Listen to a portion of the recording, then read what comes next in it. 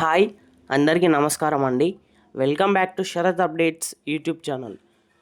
ఈరోజు రేవంత్ సర్కార్ దాదాపు 31 జిల్లాలో ఈ పెన్షన్ డబ్బులు, కొత్త చేయూత పెన్షన్ డబ్బులు జమ చేయడం జరుగుతుంది. అలాగే ఏప్రిల్ నెలకు సంబంధించిన పెన్షన్ డబ్బులు కూడా ఈరోజు ఏ జిల్లాల్లో జమ చేయబోతున్నారు, అలాగే ఏ కేటగిరీ వాళ్ళకి జమ చేయబోతున్నారు అనేది ఈ వీడియో ద్వారా తెలుసుకునే ప్రయత్నం అయితే చేద్దాం.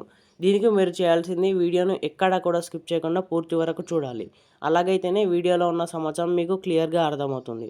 అలాగే వీడియోని ఖచ్చితంగా లైక్ చేయండి. లైక్ చేస్తే ఇలాంటి వీడియోలు చేయడానికి నాకు మోటివేట్గా ఉంటుంది. దాంతోపాటు ఛానల్ని సబ్స్క్రైబ్ చేయండి. ఏప్రిల్ నెలకు సంబంధించినటువంటి ఆసరా పెన్షన్లు రాష్ట్ర ప్రభుత్వం రిలీజ్ చేయడం జరిగింది. ఉమ్మడి జిల్లాలో ఉన్నటువంటి 30 జిల్లాల వరకు ఈ ఆసరా పెన్షన్లను రిలీజ్ చేయడం జరిగింది. ఈ వివరాలు అనేది ఈ వీడియో ద్వారా మనం పూర్తిగా తెలుసుకుందాం. వరంగల్ జిల్లాలో ఉన్నటువంటి ఈ ఆసరా పెన్షన్లు రిలీజ్ చేయడం జరిగింది. అంటే వరంగల్ పరిధిలో కొత్తగా ఏర్పాటు అయినటువంటి హనుమకొండ, భూపాలపల్లి, మహబూబాబాద్ ఈ జిల్లాలకు ఆసరా పెన్షన్లు వరంగల్ జిల్లా పరిధిలో రిలీజ్ కావడం జరిగింది.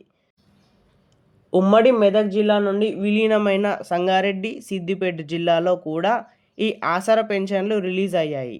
రంగారెడ్డి జిల్లాలోని మల్కాజ్గిరి మరియు వికారాబాద్ జిల్లాలకు రిలీజ్ అయ్యాయి.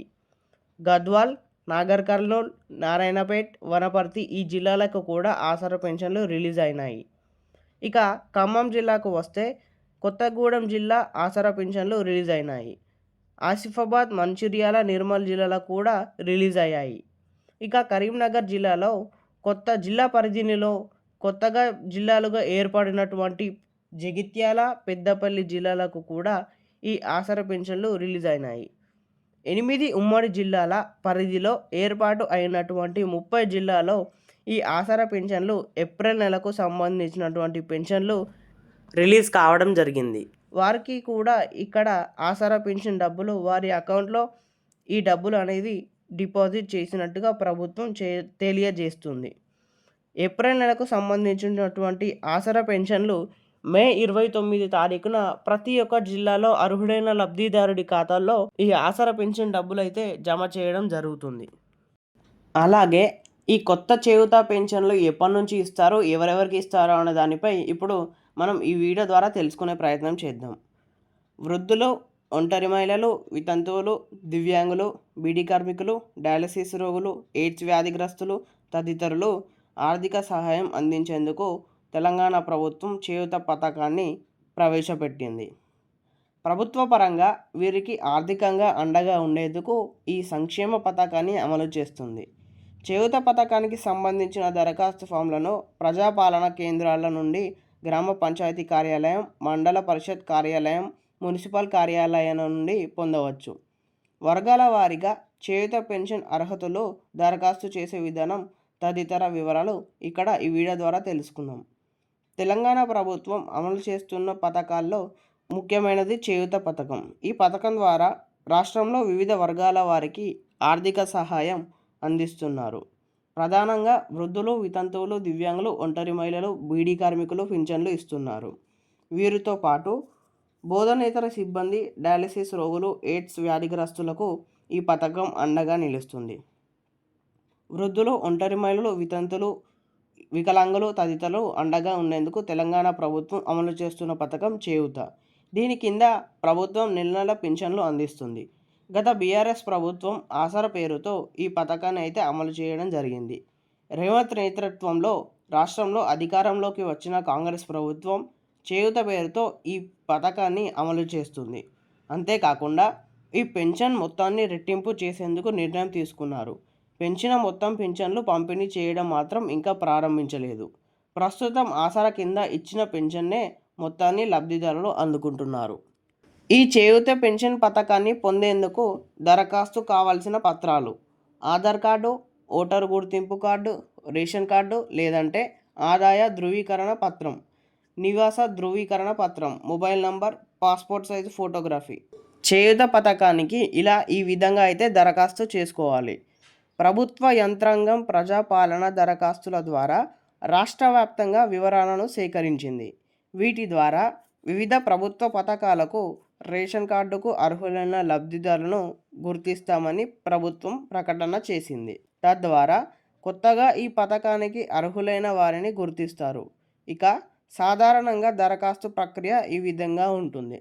చేయూత పథకానికి సంబంధించిన దరఖాస్తు ఫామ్లను మన రాష్ట్ర ప్రభుత్వం ప్రజాపాలన కేంద్రాల నుండి పొందవచ్చని చెప్పింది. లేకపోతే గ్రామ పంచాయతీ కార్యాలయం, మండల పరిషత్ కార్యాలయం, మున్సిపల్ కార్యాలయాల నుండి ఈ దరఖాస్తు ఫామ్లను పొందవచ్చు. పూర్తి చేసిన దరఖాస్తు ఫామ్లను సంబంధిత పత్రాలన్నింటితో కలిపి గ్రామ పంచాయతీ లేదా మున్సిపాలిటీ నుండి ఆర్జీలను పంపవచ్చు. అధికారులు వీటిని పరిశీలించి నిబంధనల ప్రకారం ఉంటే అర్హుడిగా మాత్రమే గుర్తిస్తారు. అప్పుడు వాళ్ళైతే ఈ చేయూత పథకాన్ని పొందవచ్చు. చేయూత పెన్షన్లు ఎలా పంపిణీ చేస్తారు? చేయూత పథకం కింద ఎంపికైన లబ్ధిదారులకు వారి బ్యాంకు ఖాతాల ద్వారా లేదంటే ప్రభుత్వం నిర్ణయించిన ఇతర మార్గాల ద్వారానే నెల నెల పెన్షన్లు అందుకోవచ్చు.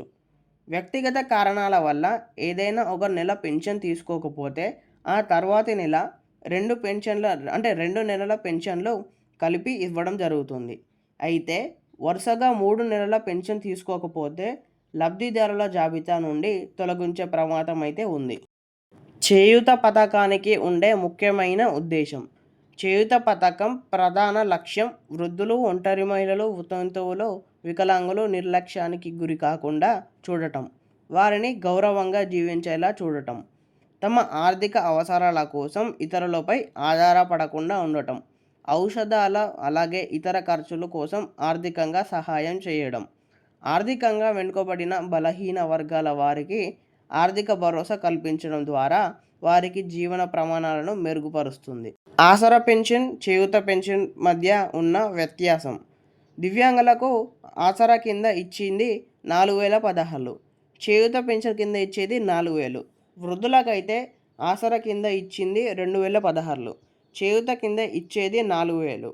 వితంతువులకు ఆసరా కింద ఇచ్చింది 2016, చేయూత కింద ఇచ్చేది 4000. ఒంటరి మహిళలకు ఆసరా కింద ఇచ్చింది 2016, చేయూత కింద ఇచ్చేది 4000. బీడీ కార్మికులకు ఆసరా కింద ఇచ్చింది 2016, చేయూత కింద ఇచ్చేది 4000. బోధనేతర సిబ్బందికి ఆసరా కింద ఇచ్చింది 2016, చేయూత పెన్షన్ కింద ఇచ్చేది 4000. డయాలసిస్ రోగులు అలాగే ఎయిడ్స్ వ్యాధిగ్రస్తులకు ఆసరా కింద ఇచ్చింది 2016, చేయూత పెన్షన్ కింద ఇచ్చేది 4016. చేయూత పథకానికి అర్హతలు ఏమిటంటే, చేయూత పథకానికి దరఖాస్తు చేసుకునేందుకు ఆయా కేటగిరీల ప్రకారం నిర్దిష్ట అర్హతలు కలిగి ఉండాలి. వృద్ధాప్య పెన్షన్ అర్హతలు. వయసు 57 ఏళ్ళు అంతకంటే ఎక్కువ ఉండాలి. తెలంగాణ రాష్ట్ర నివాసి అయి ఉండాలి. దివ్యాంగుల పెన్షన్ అర్హతలు. వైకల్యం 40% లేదా అంతకంటే ఎక్కువ ఉండాలి. సంబంధిత వైద్య ధృవీకరణ పత్రం అయితే ఉండాలి. వితంతువుల పెన్షన్ అర్హతలు. వితంతువు అయి ఉండాలి. భర్త మరణ ధృవీకరణ పత్రం ఉండాలి. ఒంటరి మహిళల పెన్షన్ అర్హతలు. వయసు 18 ఏళ్ళు అంతకంటే ఎక్కువ ఉండాలి. ఎవరి మద్దతు లేని కుటుంబ పోషణ బాధ్యత కలిగిన మహిళలు దీనికి అర్హులు. బీడీ కార్మికుల పెన్షన్ అర్హతలు. వయసు 18 ఏళ్ళు అంతకంటే ఎక్కువ ఉండాలి. గుర్తింపు పొందిన బీడీ పరిశ్రమలో కార్మికులుగా పనిచేస్తూ ఉండాలి.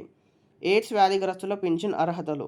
HIV లేదా ఎయిడ్స్తో బాధపడుతున్న వారికి ఈ పెన్షన్కి అర్హులు. వయోపరిమితి నిబంధన లేదు. డయాలసిస్ బాధితుల పెన్షన్ అర్హతలు. దీర్ఘకాలిక మూత్రపిండ వ్యాధితో బాధపడుతున్న డయాలసిస్ చేసుకుంటున్న వారు ఈ పెన్షన్కు అర్హులు. వయోపరిమితి నిబంధన లేదు. బోధనేతర సిబ్బంది పెన్షన్ అర్హతలు. ప్రభుత్వం లేదా ఎయిడెడ్ విద్యా సంస్థలో పనిచేసే బోధనేతర సిబ్బంది అంటే తక్కువ వేతనంతో పొందుతున్నవారు దీనికి అర్హులు. తెలంగాణ రాష్ట్ర నివాసి అయి ఉండాలి. వయసు 18 నుండి 60 ఏళ్ల మధ్య ఉండాలి. ఆసరా పెన్షన్, చేయూత పెన్షన్, రైతు భరోసా గురించి లేటెస్ట్ అప్డేట్స్ కోసం మన ఛానల్ని సబ్స్క్రైబ్ చేసుకొని ఉంటే నేను పెట్టిన వీడియో ద్వారా మీకు సమాచారం అందుతుంది. అలాగే వీడియోలో కొంచెమైనా ఇన్ఫర్మేషన్ తెలుసుకున్నట్టు అనిపిస్తే వీడియోని ఖచ్చితంగా లైక్ చేసి మీ మిత్రులకు షేర్ చేయండి.